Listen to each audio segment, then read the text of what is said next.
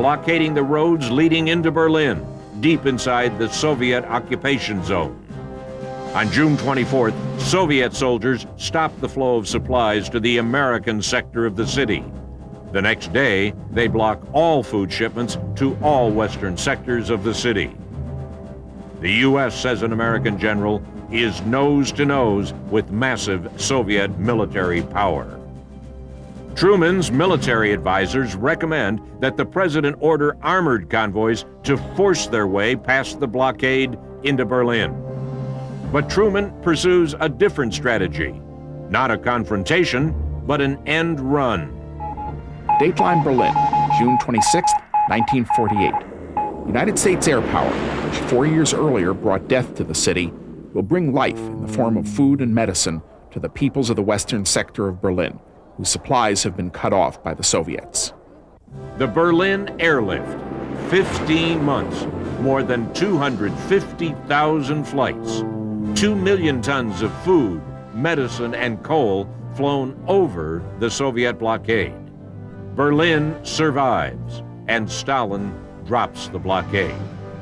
The crisis is over, but the Cold War is just beginning to heat up. We reacted robustly to what we pursued accurately as a desire on the part of Russia to expand its influence in Europe and in the world, and that this produced a counter-reaction, which from their perspective was justified, if not on the side of freedom. And so it brought us to an atomic confrontation which either preserved the peace or endangered the peace for decades. April 1949, the U.S., the only country with the atomic bomb, joins with Canada and 10 Western European nations to form the North Atlantic Treaty Organization, NATO, pledged to repel any Soviet attack. September 1949, the Soviet Union explodes its own atomic bomb. Now they're even. Both sides in the Cold War have the bomb. A week later, China, the most populous country in the world, turns communist. The Cold War between the United States and the Soviet Union has spread to Asia. Soon, it will spread to the rest of the world.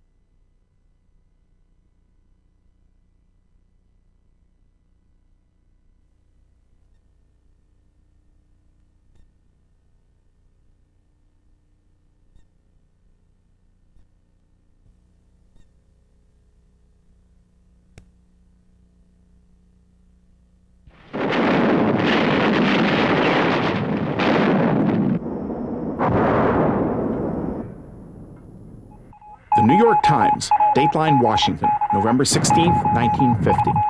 President Truman reassured the Chinese communists today that the United States would take every honorable step to avoid extinction of the Korean War into China proper.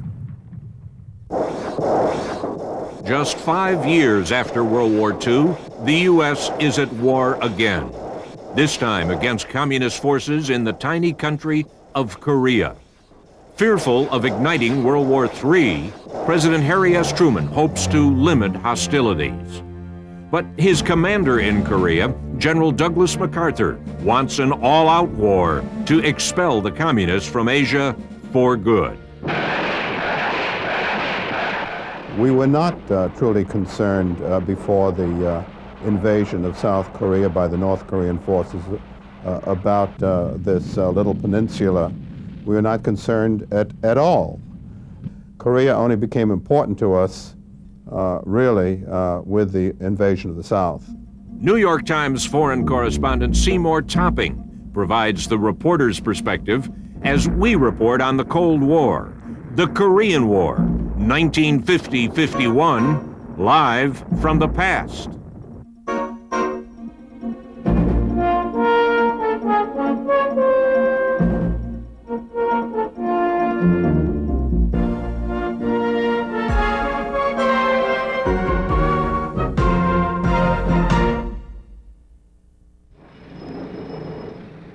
(1949).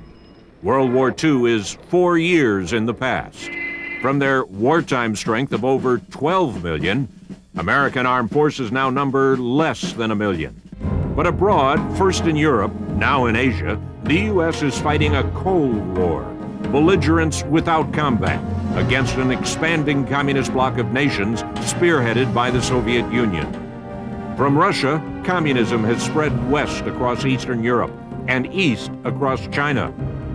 Communism has claimed the northern half of Korea, north of 38 degrees north latitude, the 38th parallel. Communist North Korea is headed by Kim Il-sung, a Moscow-trained protege of Russian dictator Joseph Stalin.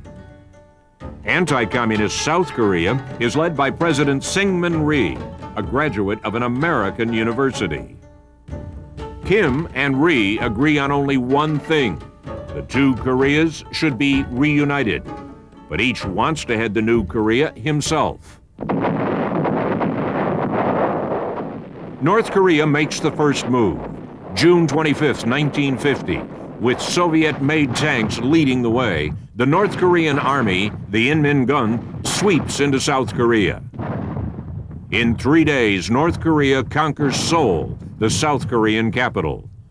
Rhee's troops retreat in chaos.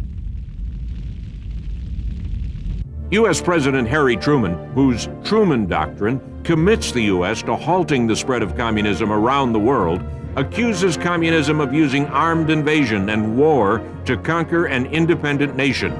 He pledges to stop it. Dateline, Washington, June 27, 1950. President Truman announced today that he had ordered United States air and naval forces to fight in support of South Korea's army. Truman tells his diary, "It looks like World War III is here." The American forces are placed under the command of General Douglas MacArthur, the hero of the war against Japan, a man accustomed to total victory. Political opponents charge that Truman has usurped the constitutional power of Congress to declare war. But Truman says that stopping the invasion is an emergency, a police action, and there is no time to get congressional approval. Truman does ask the United Nations for approval. The UN gives Truman the support he asks. I am proud to report that the United States is prepared. President Truman directs MacArthur to only push North Korea back behind its borders. Don't provoke North Korea's neighbor China to enter the war, the president says, and don't cross the 38th parallel into North Korea.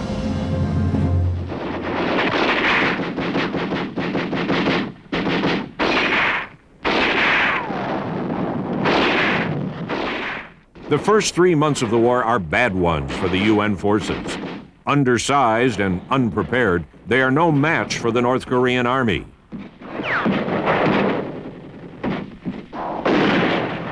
By September, the UN forces have been driven back to the southeastern tip of the peninsula and besieged around the port of Pusan. MacArthur requests more men and more ammunition. Truman sends them. Soon, 350,000 American soldiers will be fighting in Korea. And slowly, the UN forces rally.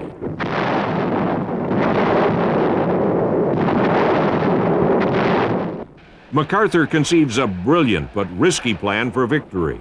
A surprise amphibious assault at Incheon, south of Seoul, far behind the enemy lines.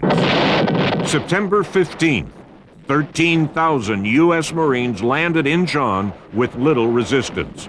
Within days, the Americans have cut off the Inmingun supply lines from North Korea. Now it is North Korea's turn to retreat. Less than 2 weeks later, UN troops retake Seoul and push the North Koreans back over the 38th parallel. With Truman's approval, MacArthur's forces pursue the North Koreans over the border in an attempt to unify Korea. With minimal opposition, UN forces drive deep into North Korea, almost to the Chinese border. October 15th, Truman travels to Wake Island in the Pacific to meet with MacArthur and discuss the final phase of operations in Korea. MacArthur tells the president that the war could be over before Christmas. If the Chinese intervene, MacArthur tells the president, they will be slaughtered. That night, 200,000 Chinese troops secretly crossed the Yalu River into North Korea.